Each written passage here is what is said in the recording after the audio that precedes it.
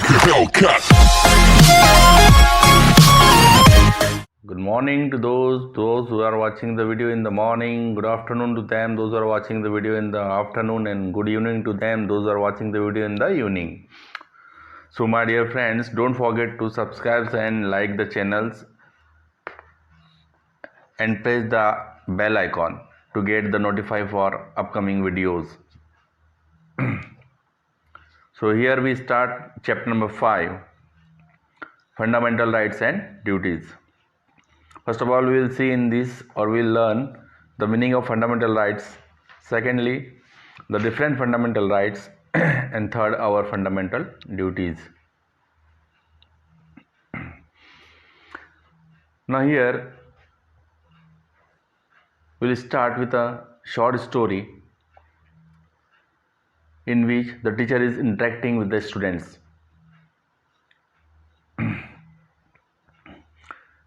The teacher says that I will tell you a story, and she starts.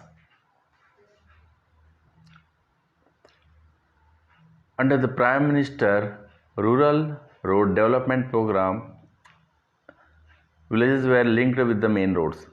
That means villages were linked with the main roads. The engineer has started the work of linking the roads.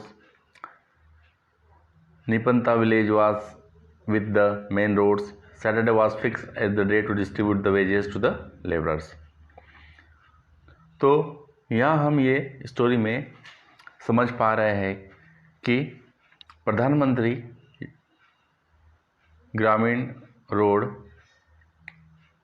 Programme, development programme में जो गांव वगैरह कस्बे हैं उनको main road से जोड़ा जा रहा है।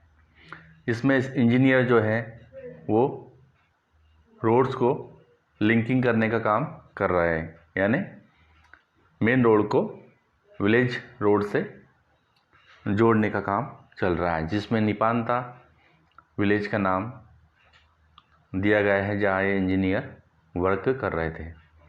अब सैटरडे का दिन था, उस समय ऐसा रहता है कि फिक्स्ड वेजेस जो है वो लेबरर्स को देना होते हैं, जिसमें समय था शनिवार 10 बजे का, जिसमें मेल और फीमेल लेबरर्स दोनों वहाँ आकर एकत्रित हो गए जहाँ पंचायत बिल्डिंग थी।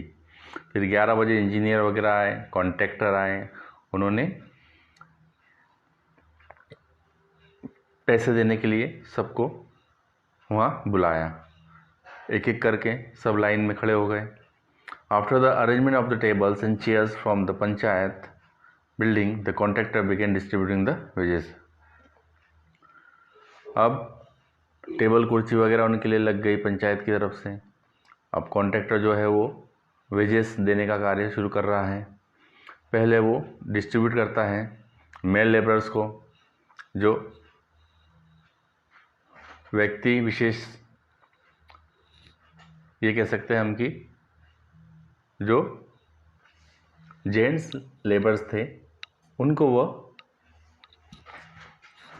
सैलरी दे रहा था या वेजेस दे रहा था।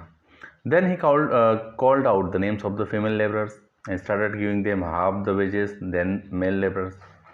फिर बारी आई फीमेल यानी लेडीज़ लेबरर्स की, जिनको उन्होंने हाफ वेजेस देना शुरू कर दिया, और मेल को उन्होंने फुल दिया, लेकिन फीमेल लेबरर्स को उन्होंने हाफ वेजेस दिए, जिसमें से 3-4 औरतों ने तो एक्सेप्ट कर लिया वेजेस, लेकिन ललिता नाम की एक औरत थी जिसने यह एक्सेप्ट नहीं किया, और वो खड़ी हुई जब उसका नाम पुकारा गया, और कॉन्ट्रैक्टर ने उसको भी हाफ वेजेस दिए, बट उसने एक्सेप्ट नहीं किए।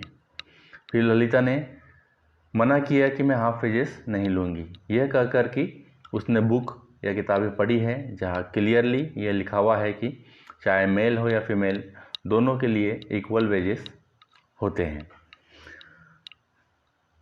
Until all the women are given full wages, nobody will accept the wages. We will not let ourselves be exploited. तो ललिता ने कहा कि जब तक सभी औरतों को पूरी सैलरी या वेजेस या भत्ता नहीं दिया जाएगा तब तक कोई उसे एक्सेप्ट नहीं करेगा और हम अपने आप को इस तरीके से एक्सप्लॉइट मीन्स शोषण हमारा नहीं होने देंगे।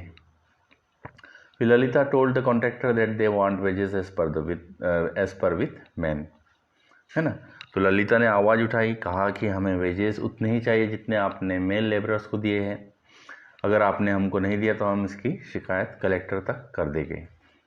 Then we have learn to read and write, because हमको पढ़ना लिखना भी आता है। इस तरीके से ललिता ने उस कॉन्ट्रैक्टर को जवाब दिया। अब जिस तरीके से कमोशन यानी भीड़ बढ़ती जा रही थी, वहाँ सुनकर उसकी बातें भीड़ बढ़ गई। वहाँ गांव के काफ़ी लोग आ गए, एकत्र हो गए पंचायत की बिल्डिंग के सामने। और हेडमास्टर ने जो विलेज स्कूल के हेडमास्टर थे वो भी वहाँ पर स्पॉट पर पहुँचे और उन्होंने कॉन्ट्रैक्टर को कहा कि ललिता जो कह रही है वो सही है। अब विलेज लिटरेट नाउ, यानी अब गांव के लोग सुशिक्षित हो गए हैं। अब उन्हें आप पहले जैसा उनके साथ में कोई दुर्व्यवहार या शोषण नहीं कर सकते आप उनका। फिर सभी औरतें जो हैं वो भी उनके अधिकार से अवेयर है, उनको पता है उनके क्या अधिकार हैं। तो डू नॉट एक्सप्लॉइट देम, उनको शोषित ना करें। After realising the situation the contractor agreed to pay equal wages to the women labourers as man. फिर कुछ देर से सब होने के बाद में सिचुएशन देखकर कॉन्ट्रैक्टर ने रियलाइज़ किया, महसूस किया कि उन्हें पूरी सैलरी या लेबर्स को पूरी वेजेस या भत्ता दिया जाए जैसे आदमियों को दिया जा रहा है। फिर अब सभी औरतें बहुत खुश है ललिता के इस अवेयरनेस को देखकर। वो प्रबुद्ध हो गए, यानी उनके भी जो है अवेयरनेस जागी कि हमें जो अभी तक मिल रहा था वो गलत था और यह गलत हो रहा था, अब सही हो रहा है। तो वो भी बहुत खुश थे, उत्साहित थे ये सब है। और सब जानना चाहते थे, उत्साहित इसलिए थे वो क्योंकि वो अपने अधिकारों के बारे में जानना चाह रहे थे।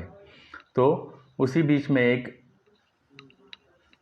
स्टूडेंट सुनील था, एक विद्यार्थी सुनील था जो वहाँ पर बैठा था, खड़ा हो गया। उसने पूछा, sir please tell me about our rights.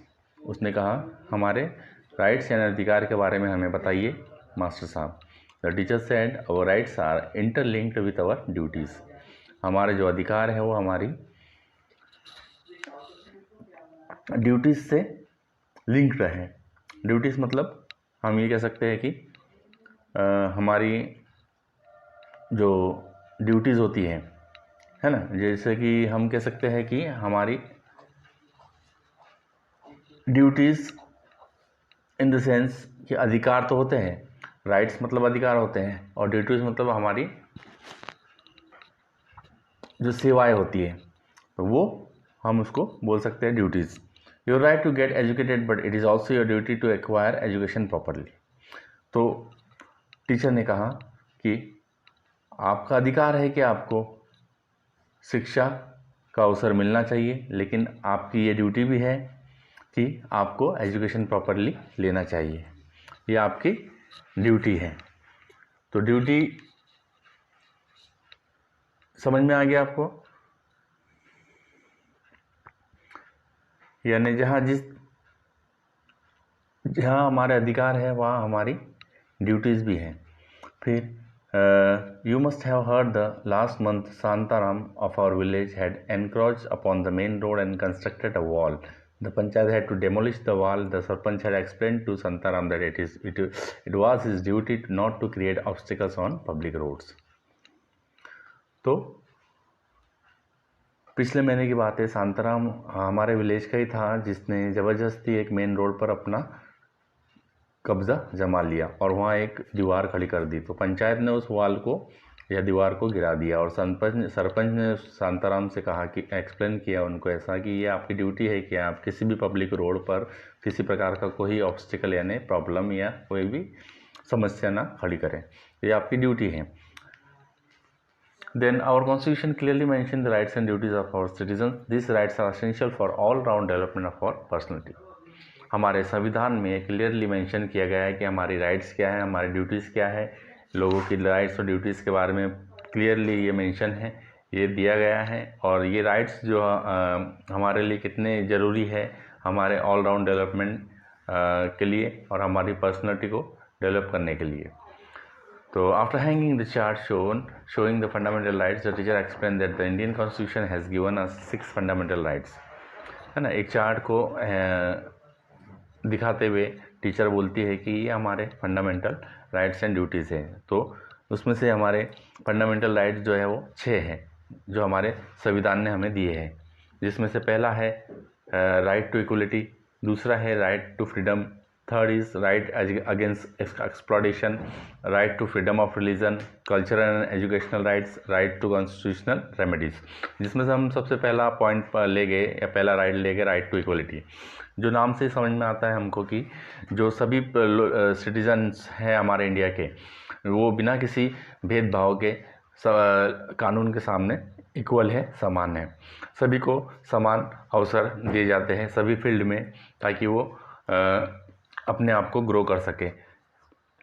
और ये गारंटीड दी गई है, गारंटीड है हमारे कॉन्स्टिट्यूशन के द्वारा।